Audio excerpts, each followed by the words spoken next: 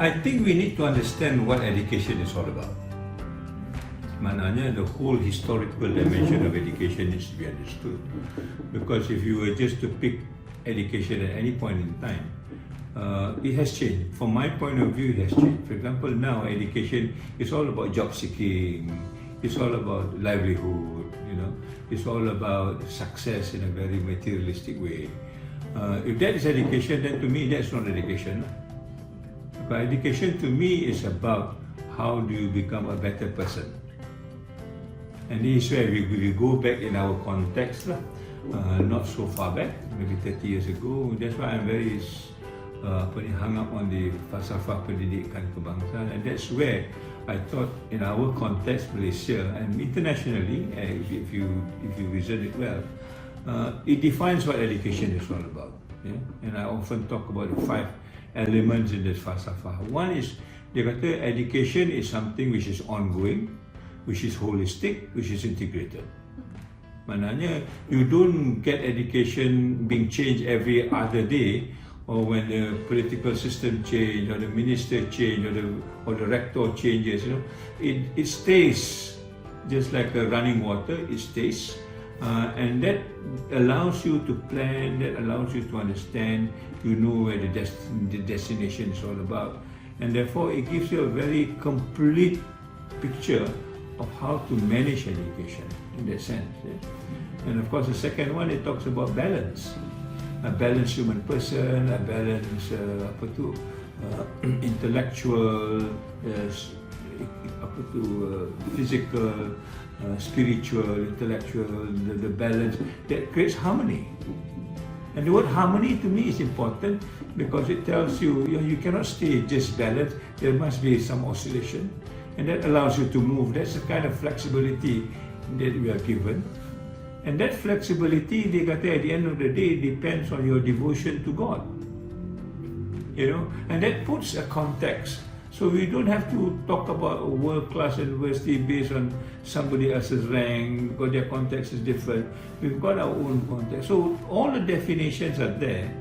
If you were to understand education from our point of view, at the end of the day, they kata mencapai kesejahteraan diri.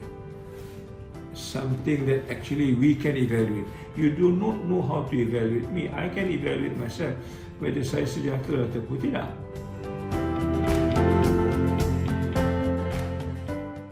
So this is where I think this whole idea of talent, the word talent I have been used quite widely. But for me, talent is about what you are born with and what is your inclination. I want to be a doctor, but I also want to be a singer. I also got talents in singing or painting or whatever it is, and then I will be able to develop this holistically. It doesn't mean, for example, if you are good in painting because you're a science student, you have to put that aside because you're just devoting yourself to science. And this is what we're trying to do in Setiabudi when we take this boy, Pew namanya, who is very good in dalang. At the age of 7, dia dah boleh jadi dalang. Where the father is a dalang, and the father doesn't want to allow these traits of him to go away once he go to school.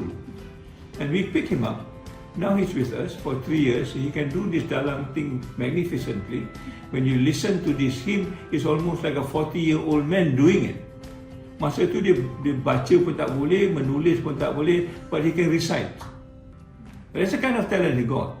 We want to preserve that talent. At the same time, give him this academic, streaming that he needs to go through in a conventional sense. Now, we develop him as a whole person. And he is by chance we knew, but I'm sure there are other people who have got different talent. Ini Tuhan bagi kita banyak talent, but we just select one, the rest, because it is defined as economically viable, the rest are not economically viable. So how do you get that into balance? And this is where I think the Scandinavian system is a very good system. They allow this flexibility, that you can develop whatever you want to do, at the same time you follow the mainstream. And I think kalau ini jadi, especially the Malays, they are very creative people.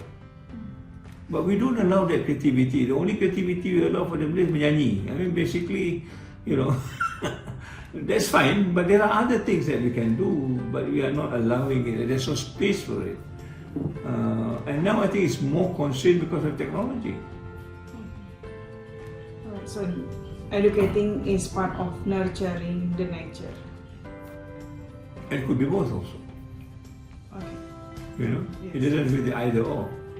Focus on individual strength of the Yes. students. It should not be standardized. It cannot be standardized. I mean, bagi saya lah, the moment you standardize, you are already quote unquote bringing things to a level that probably do not have the actual essence of what education is.